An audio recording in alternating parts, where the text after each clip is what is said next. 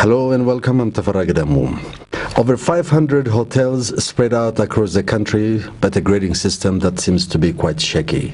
And that's what the Ethiopian Ministry of Tourism and Culture and the United Nations World Tourism Organization are trying to fix.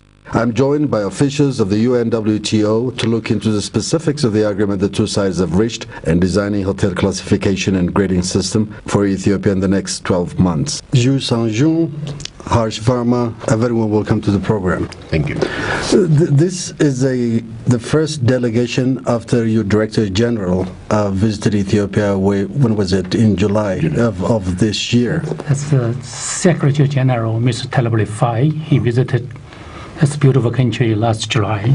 And then basically you are here in a way as a follow-up to his visit, right? Yes, that's right. Yeah. There was a memorandum of understanding that was signed in regards to the, destination development, including the one that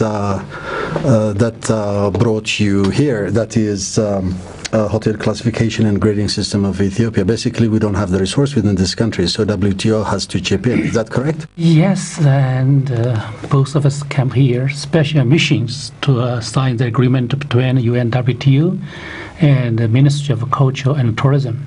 We did it. I think this is a great job, and will take 1 year to finish the hotel classifications. Before we go into the details of this agreement that you have entered with the Ministry of Culture and Tourism here, let's see, why was it important to focus on hotel classification and grading systems? Why was it important? Because this is a demand that came from the side of the Ethiopian Ministry of Culture and Tourism? Is that why it is? Or you have your own assessment as well? Can I go back a little into the history, if you don't mind? Let me start with that. As long as you make it short. Yeah, very short. You see, Ethiopia has been one of the founder members of UNWTO. In 1975. 1975, when the modern WTO came into being, Ethiopia was one of the founder members. And Ethiopia has been an invaluable member of UNWTO. The country has always played a very constructive and a positive role in the affairs of the organization. And it is very much evident from the fact that the country has been elected to various high-level bodies of the organization, and on our part we have extended our technical assistance to Ethiopia on a wide variety of subjects for further development and promotion of tourism. Now, the MOU which was signed between UNWTO and the government of Ethiopia, in particular the Ministry of Culture and Tourism, has a number of elements which relate to destination development and management. And this project, for which the agreement was signed between UNWTO and the government, is a part of that. Now, when we talk about destination development, we just don't refer to physical infrastructure, that you build a hotel, or you develop a resort, or you train a guide, or you clean the garbage. That's not destination development alone. This is, I must tell you, the age of quality. This is the age of standards. Every tourist who is traveling anywhere, whether it's a first-time tourist, and especially tourists who are more matured travelers, they are looking for quality destinations. They are looking for quality within destinations when it comes to tourist services and facilities. They're too demanding, aren't they? Too demanding because of one simple reason: they want value for money. They want value for money. And therefore, if you see that when you talk about a tourism product comprises a number of elements, including quality and standards. And I think you oversimplified it in the beginning when you said the title of the project is Hotel Classification and Grading, but in fact, it is much, much more than that. But why was it necessary to pick this one? Because in the memorandum of understanding reached between these two institutions, WTO and the Ministry of Culture, states a number of things. In that, one of them would be, for example, tourism master plan. The other one would be capacity building, and X number of other topics as well. Yeah. You see, I hope you realize and you appreciate that not everything can be done at the same time. I certainly do, but what the resources are always a constraint, and therefore in consultation with the ministry, we prioritized what needs to be taken up first and in phase 1, and phase 2, and phase 3. Now, for example, you mentioned capacity building. Now, apart from this is important element of destination development and management, we will also train the local inspectors when it comes to quality and standards.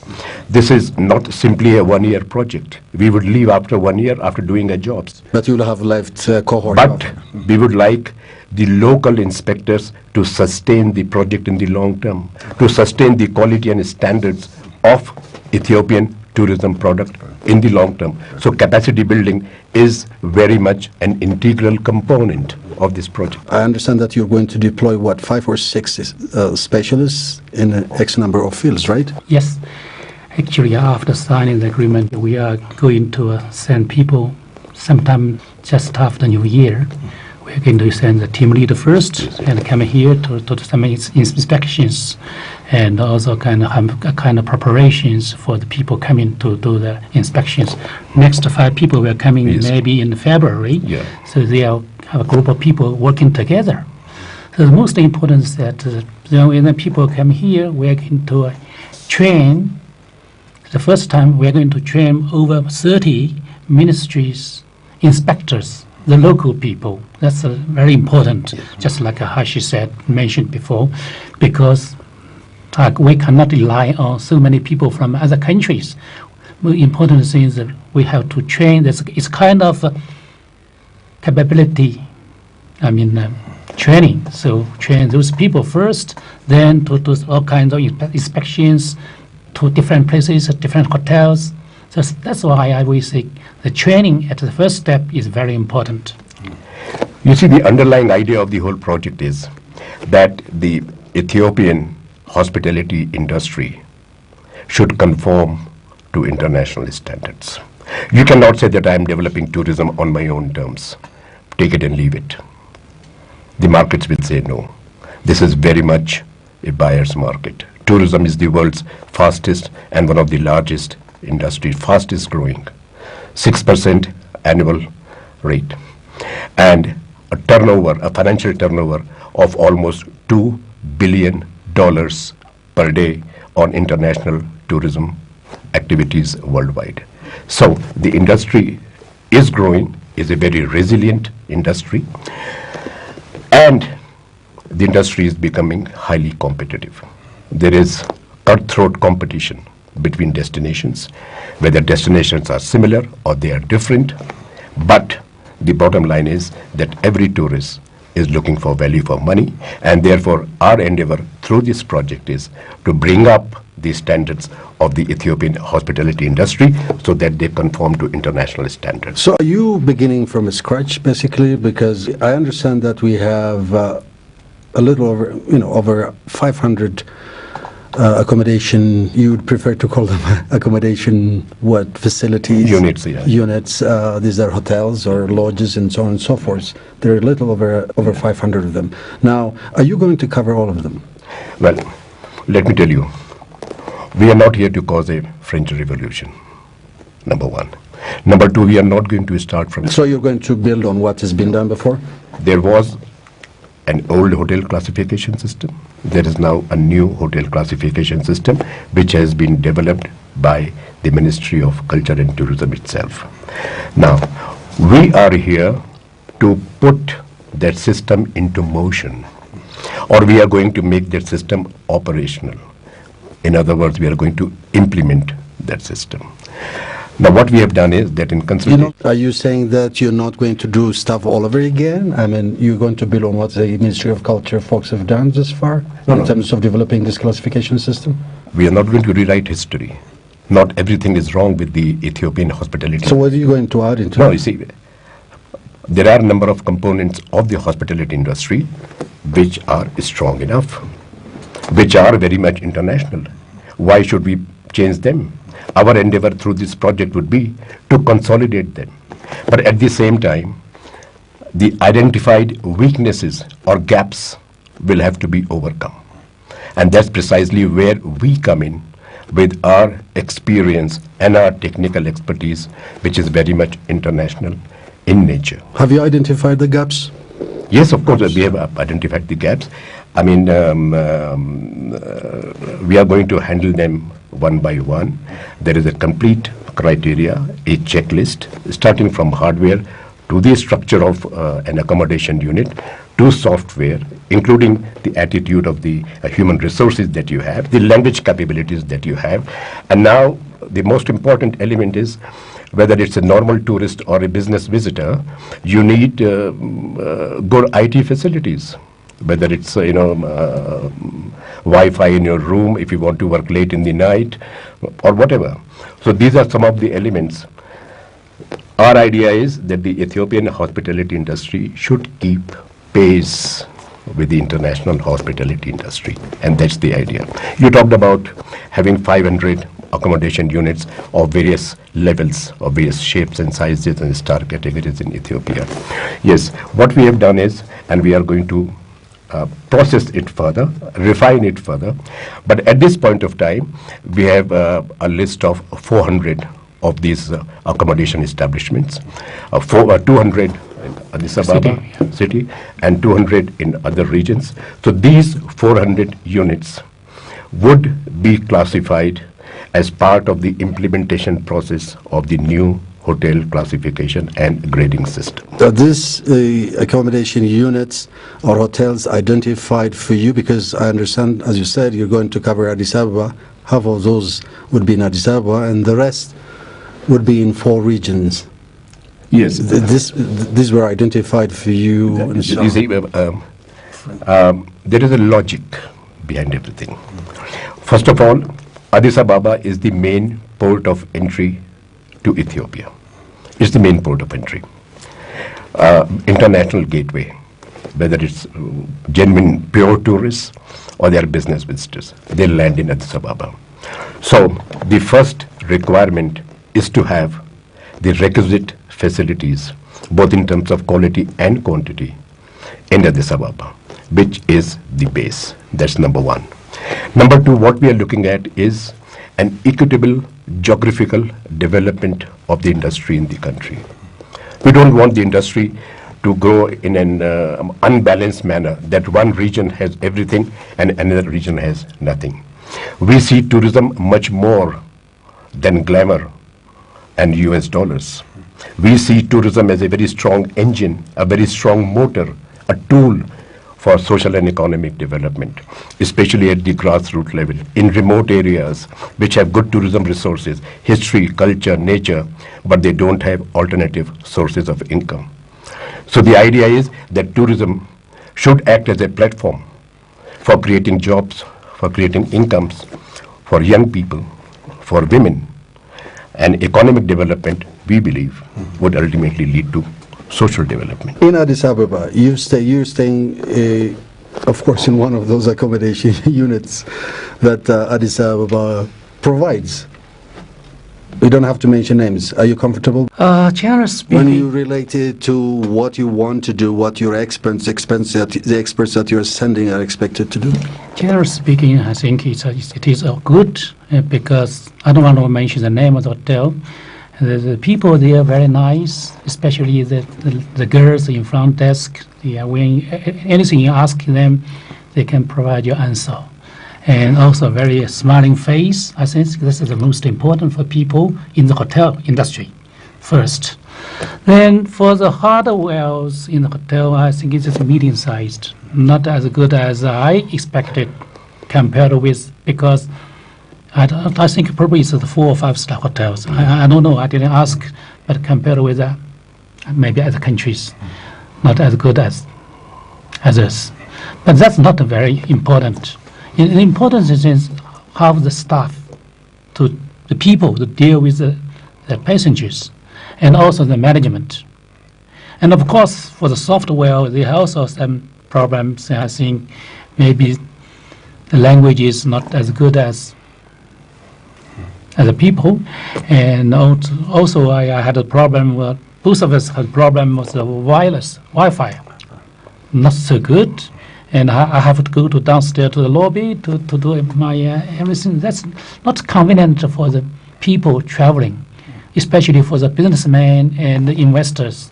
They would like to do something in their own room, but not so good. Both of us have to go down to the lobby and try to find all kind of, Wi-Fi. So, generally speaking, the hotel is good, and if we... I would like to add to what he has said on our assessment and experience of staying in this lodging establishment. I would say it is more than satisfactory, and of course there are shortcomings, and he mentioned one. Maybe I can mention one or two more. But what we feel very happy about is that tourism is a people's industry, right? And we were given smiles each and every step of our stay in the hotel. And that's Ethiopia's biggest asset, the people. You will start with Addis, and then you'll gradually move to the regions, right? Or is it going to be, you're going to be all over the places at any given time? According to... with the experts, the specialists that you're bringing over here. Yeah, according to our schedule, probably we are going to do the city first. We are going to choose around 200 hotels in the Addis Ababa city to do the trainings first, inspections, all kind of things in this area, the city first. Then, after this period, we are going to do spread to other places. So next step, we are going to do that in other cities, places, maybe in the countryside, different places. Different places. So we are going to do that step by step. What we are going to do is to start with the training component, and right from day one, we are going to take on board the national inspectors. So each inspection would be conducted by a mixed team of international and national consultants. The idea is that when this combined team visits an establishment to carry out the inspection or to carry out the assessment or evaluation, there should be a constant transfer of knowledge or techniques from our international experts to local experts and local inspectors. At the end of next year, what will you be able to achieve in terms of, I want to talk about the challenges that you'll be facing, because, quite often, these are the challenges you face elsewhere in the world too. Yeah. What challenges do you expect? I would say, Suju, because of the fact that I've been at the genesis of this project. UNWTO has a very firm principle, and that firm principle is of sustainable development. Somehow, when we talk about sustainability, people think in terms of environment. People think in terms of natural resources, cultural resources, how to save a palace, how to save a beach, or how to save a mountain. But sustainability to us is much wider. At the end of the project, we want to leave this country in a position where the country is going to run the hotel classification, grading, standards and efficiency system on its own. So we have designed the work plan in such a way that there would be a conveyor belt or transfer of knowledge throughout next 12 months between international experts and local inspectors, so that national experts, they get fully familiarized with international standards. And that's easier said than done. And right. That's why I'm interested in talking about the challenges that you will face as you implement this project. To my understanding for the challenges, yes, I think because we have international experts, only 5 or 6. But it's more important that we are going to train more 30 or 60 or 50, local experts, inspectors. Those people, very important. I think after 1 year, we still need those people to do the implementations, to continue the kind of job. We don't have the international experts stay here all the time. So the challenges is whether the training is very successful. Challenges, one of the challenges. How about the people really study very hard, try to learn or grasp all kind of knowledges from the teachers. That's very important. So become really expert for the local expert, then to implement all kind of progress or all kind of projects later on, not only from this year, also from second year, third year, continuously. This is the challenge, I think. You may have something new. Well, our challenges are there in everything that you do in life. whether you do it at home, on your office, on national level, local level. And challenges have to be met, and they have to be met head-on. There's no doubt, dispute, or difference of opinion over this. The challenges, as we see, is how much in terms of quality and quantity we are able to transfer to the inspectors by way of knowledge and experience and international expertise. That's the first thing. Number two, how much they are able to absorb. I can keep knocking on a door with my knowledge package. The door may not open at all. So we have to employ skills, techniques. Mind you, I'm not talking about education. There is a very thick line of difference between education and training. We're talking about training, skills development. So it's not academic, it's not theoretical, it's not bookish. Practical, hands-on, easily implementable. We are not going to download, Britannica, Encyclopedia Britannica or Vestas or Oxford. We have planned the training in such a way it will come on an intermittent basis. So there would be a foundation training program with certain refresher courses built in according to the work plan. So the training would be interrupted for some short-term courses to take place and then resume. So it's going to be training sessions. Back-to-back sessions. Back-to-back. Yeah. So you learn this, case studies, real-life situations, and then you come to the hotel to do this. At the end, we are going to evaluate the inspectors, how much they have been able to absorb. And of course, we would leave them with a lot of manuals and a lot of tips on how to carry forward. And you and WTO can always keep an eye on them. There's nothing which stops us in coming back here in 2015. So the project costs overall close to $500,000, right? Yes. It's about $500,000. Yeah, $500,000. Yeah, 492. Yeah, it's $500,000, almost. Not quite big. Not quite small either. I think for this project, I think is, yeah. The Ethiopian Ministry of Culture and Tourism is, they'll pick trainees who would be part of this project, with the inspectors who will follow up after you leave. They're going to provide you some physical facilities and all. Logistics. What else? No, then you talked about money, $500,000, not too big, not too small. I don't think that money is a very relevant factor here.